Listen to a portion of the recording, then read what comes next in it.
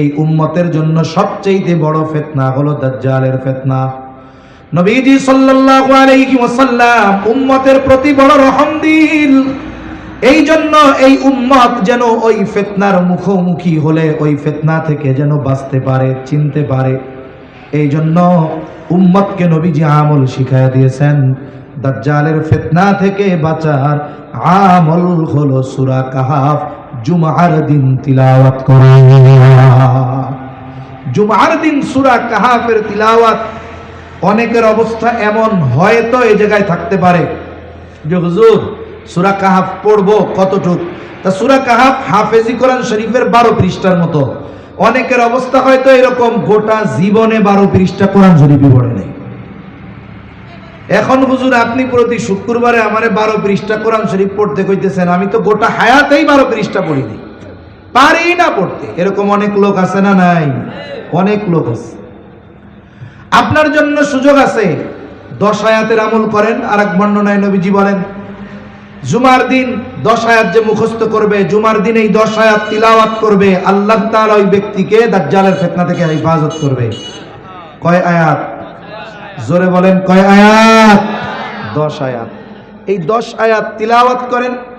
এখন হয়তো অনেকে বলবে যে হুজুর যে আমি তো এই 10 আয়াতও পড়তে পারি না। আচ্ছা, আপনি তো নামাজ পড়েন, আপনার মসজিদের ইমাম সাহেব যিনি, ওনাকে যদি আপনি জুমার দিন বলেন হুজুর এই যে সূরা কাহাফের 10 আয়াতের আমল যে করব, আমি তো কোরআন শরীফ দেখাই পড়তে পারি না, আপনি একটু কাজ করেন না, আমাদের এই 10 আয়াত একটু তিলাওয়াত করে শোনায় দেন না। বলেন তো আমরা ইমাম সাহেবের বেতন বাড়াই আর না বাড়াই, যদি বলি ইমাম সাহেবকে, ইমাম সাহেব কি বলবে যে না আমি এই 10 আয়াত তিলাওয়াত করে শোনাইতে পারুম না, বেতন বাড়ান না কেন? এই কথা কি বলবে? জোরে বলেন বলবে? বলবে না। কিন্তু অবস্থাটা কি? আমরা বলি না। যদি বলি উনি স্বতঃস্ফূর্তভাবে খুশি মনে 10 আয়াত তিলাওয়াত করে তো শোনাবে, আরো মনে মনে খুশি হবে যে না আমার মুসল্লিদের আমলের প্রতি আগ্রহ আছে। অথবা প্রত্যেকের কাছে এখন যেই মোবাইল, ওই বাটন বলেন আর টাচ বলেন, সবগুলোর মধ্যেই মোটামুটি রেকর্ডিং থাকে। আপনি আপনার ইমাম সাহেবের কাছ থেকে ওই 10 আয়াত রেকর্ডিং করে নিয়ে যান, দিনের মধ্যে 100 বার শুনেন ওই 10 আয়াত। শুনতে শুনতে দেখা যাবে কয়েক সপ্তাহ পরে ওই 10 আয়াতের হাফেজ আপনি হয়ে গেছেন। কিন্তু আফসোসের বিষয় আমাদের আগ্রহ নাই, আমাদের আগ্রহ নাই। এখন আসেন এই আমল করব তো জুমাবার থেকে ইনশাআল্লাহ, করব তো ইনশাআল্লাহ। আল্লাহ তৌফিক দান করেন। বুজুর্গানে দিন এই আমলটাকে এতটা জরুরি মনে করতে বলেছেন, বেঁচে থাকার জন্য শ্বাস প্রশ্বাস যেমন জরুরি, খাবার পানিবিহীন একটা মানুষ চিকিৎসা বিজ্ঞান বলে 22 দিন পর্যন্ত বাঁচতে পারে, কিন্তু অক্সিজেন ছাড়া শ্বাস প্রশ্বাস নেওয়া বা ছাড়া ছাড়া বলেন তো 22 দিন নয় 22 মিনিট বেঁচে থাকার চ্যালেঞ্জ কি? সর্বোচ্চ কয় মিনিট?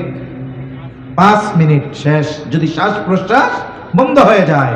এই শ্বাস প্রশ্বাস বেঁচে থাকার জন্য যেমন জরুরি, আমরা সূরা কাহাফের আমল কমপক্ষে ওই 10 আয়াতের ওই রকম জরুরি বানাবো ইনশাআল্লাহ। বুজুর্গানে দিন বলেন দাজ্জাল হঠাৎ করে আসবে না, দাজ্জাল আগমনের আগে অনেক ফিতনা আসবে, ওইগুলাও বড় বড় ফিতনা। অধিকাংশ ফিতনা আসে খুব সুরাতে। ফিতনার অবস্থা হলো এরকম, একটা প্রবাদ আছে না, উপরে ফিটফাট ভিতরে সদরঘাট। ফিতনা উপরে দেখতে সুন্দর কিন্তু ভিতরে ভয়ঙ্কর। এখন চোখ দিয়ে তো আমরা সুন্দর দেখি, কিন্তু ভেতরের ভয়ঙ্কর দেখার জন্য দিলের চোখ দরকার। বুজুর্গানে দিন বলেন যারা এই সূরা কাহাফের আমল যথারীতি করবে ফিতনা আসবে, কিন্তু আল্লাহ তাআলা ওই আমলকারীর চর্মচক্ষুর সাথে সাথে দিলের চোখ খুলে দিবে। উপরে চকচক করলেও ও দিলের চোখ দিয়া দেখা বুঝবে এটা ভেতরে সদরঘাট, এটা আসলে ওই সূরাতের নয়, বরং এটা আমার ঈমানের জন্য ক্ষতিকর। দিলের চোখ আল্লাহ খুলে দিবে। আমল করব তো ইনশাআল্লাহ। মাত্র 10 আয়াত। আল্লাহ তৌফিক দান করেন।